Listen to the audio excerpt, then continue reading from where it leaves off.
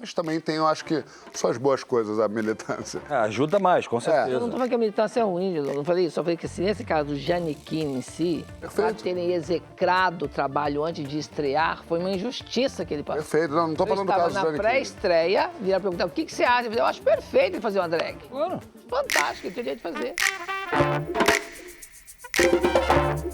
Minha gente, nosso Prazer em primeiro recebê-la. assunto nessa arena olímpica, não sei se vocês acompanharam, mas recentemente Reinaldo Giannichini tomou um pito da parte da militância por ser um homem cis interpretando uma drag no musical Priscila. Nani foi logo defendendo o Reinaldo e falando que o ator deve e pode fazer o que quiser.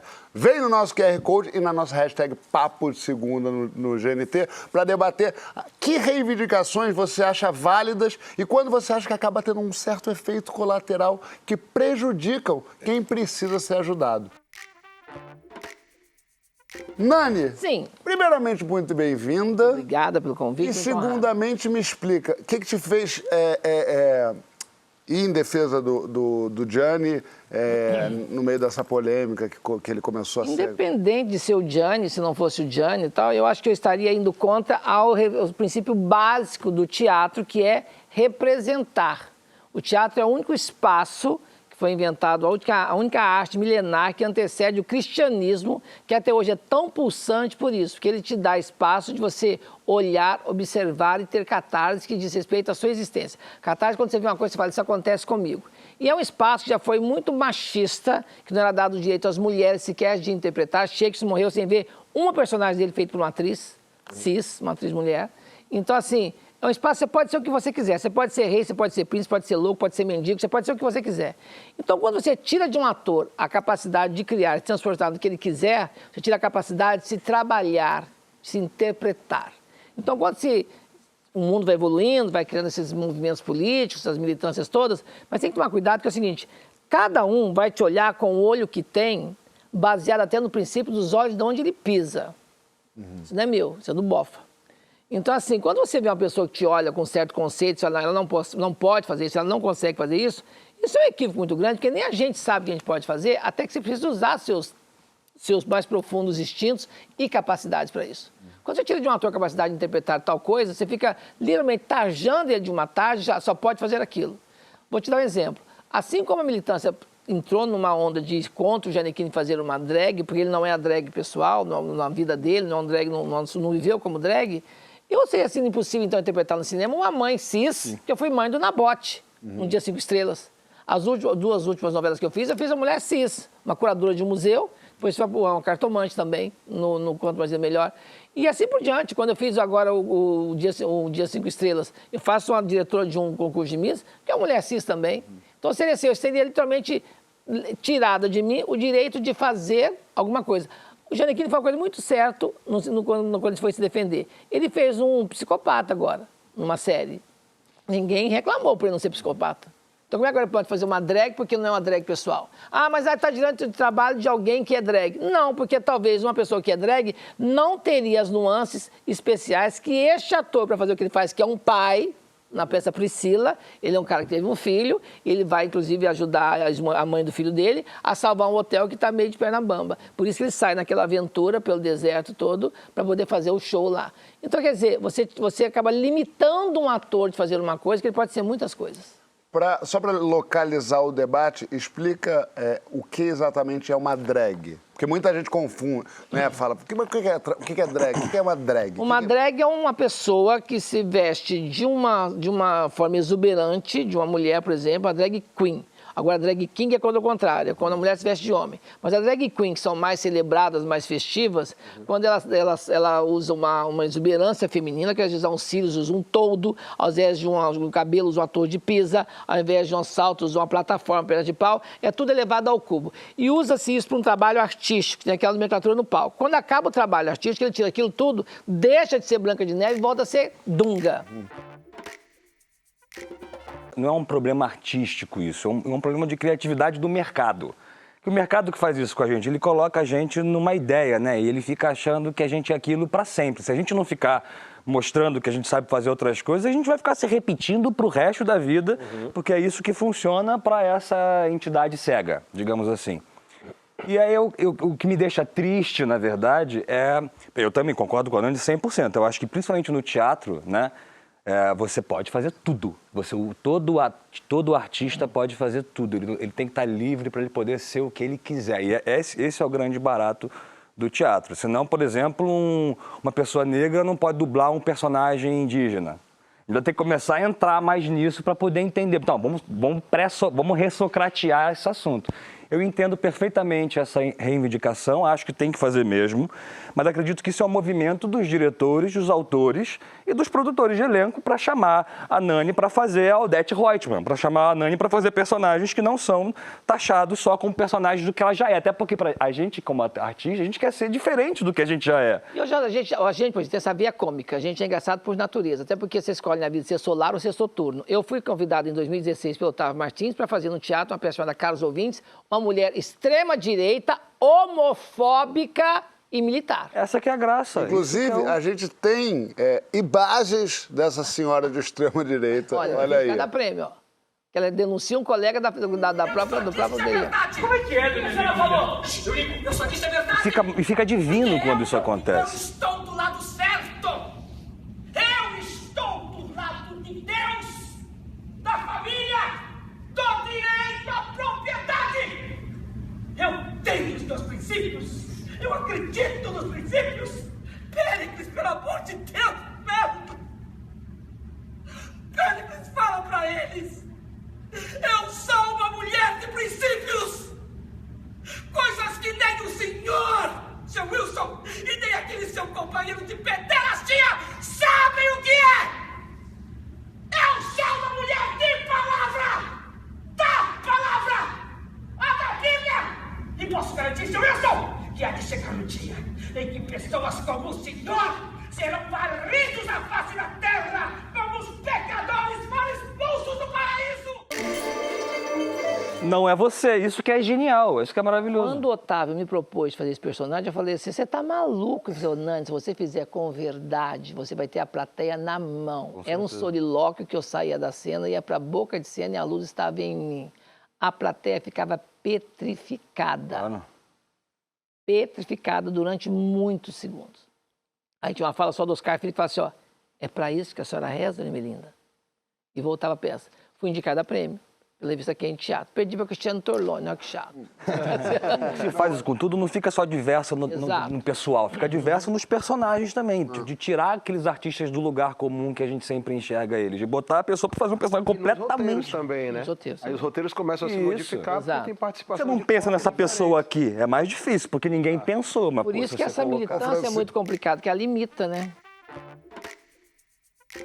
A partir do momento que você não fala uma coisa que a grande massa quer ouvir, você não é mais interessante, não é legal, você não é justa e nem sequer útil.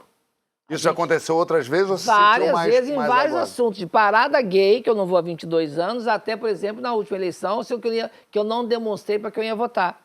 Seu voto é secreto, é individual e eu demonstro para quem eu quiser. Aí um acha que você votou no outro, o outro acha que você votou num. E aí eu estava fazendo uma turnê para a Europa, ano atrasado, eu estava viajando, fazendo Portugal. De repente sai num site aqui que não tinha se posicionado e todo mundo... Aí já te chamam disso, te chamam daquilo, te chamam de extrema-direita, extrema-esquerda. Então, depende... Por isso que eu falo aquela coisa que foi no começo do nosso debate. O ponto de vista que a gente olha depende do olho de quem te vê. Para muitos eu sou inspiração, para outros eu sou transgressão. Então depende para quem te vê. E essa polarização que você disse, a partir do momento que você não fala o que a grande massa quer ouvir, você não é mais legal. Então o tempo todo... Exemplo, eu fiz a minha transição de drag para uma mulher trans aos 30 e poucos anos. Adiei desde os 20 e poucos. Porque eu coloquei na drag toda a poção mulher que até então vocês guardaram, a ponto de eu ensaiar, que eu fazia shows nas casas de LS naquela época. Também, né? E eu ia para o ensaio montada já. Então, para mim, o simples fato de eu ter colocado um peito de silicone e usado antes um sutiã de forma... Quando eu pus o peito, então eu achei que eu estava arrasando, minhas amigas falaram, bem, você tomava hormônio, o peito de isopor é maior que esse aí teu. E aí, tanto é que eu troquei 4 vezes até chegar no tamanho ideal.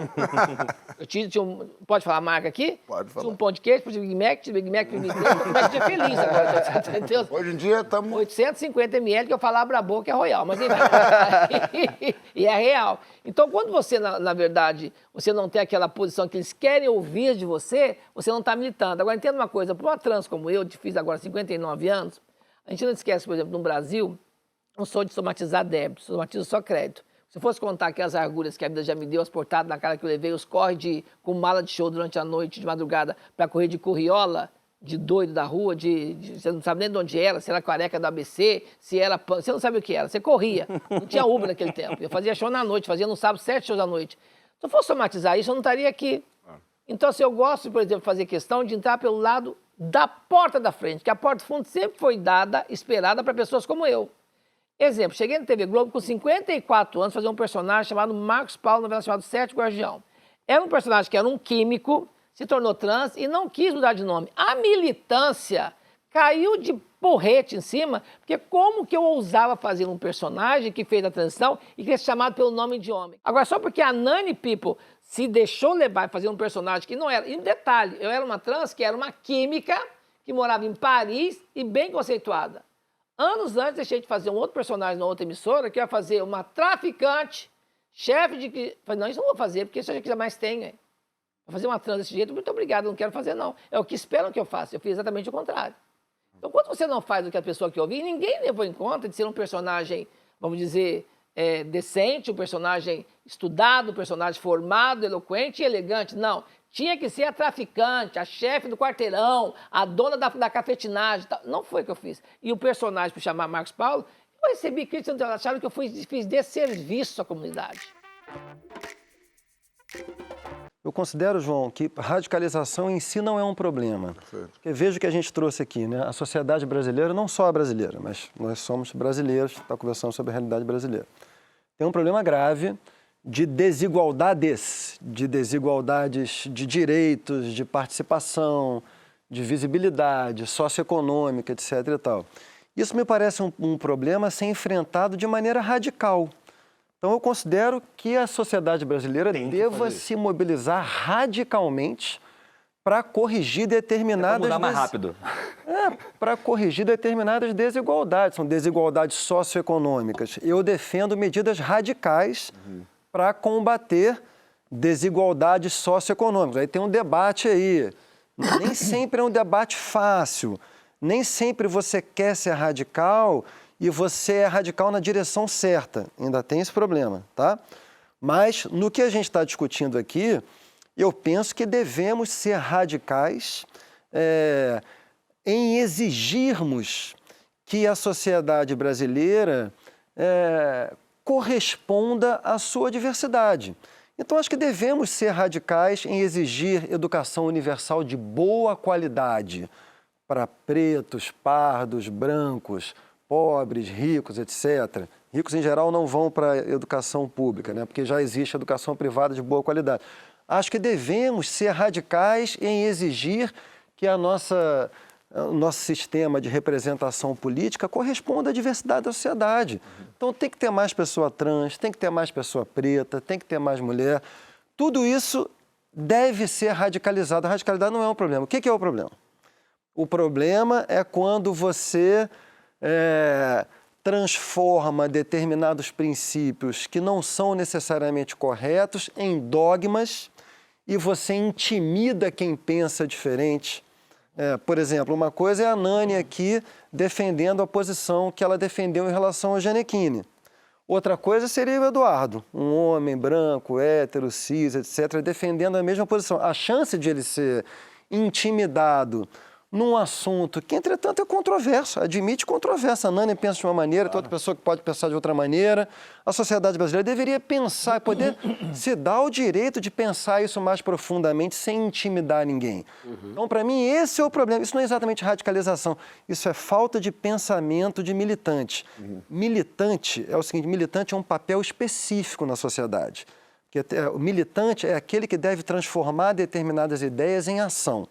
Historicamente, o risco que o militante corre é o de não se dar o direito e o tempo de pensar sobre as próprias ideias que ele quer transformar em realidade. E se essas ideias não estiverem certas? Então, esse aqui é o problema. O problema é, às vezes, falta de pensamento na militância. E, hoje em dia, para terminar, um problema mais contemporâneo, que é, no mundo digital, confusão de autopromoção com militância. Então, tem muita gente que é militante de mentira, que está fazendo post em rede social para se autopromover e não está pensando nas consequências efetivas das suas posições. Então, esses são os problemas, não a radicalização.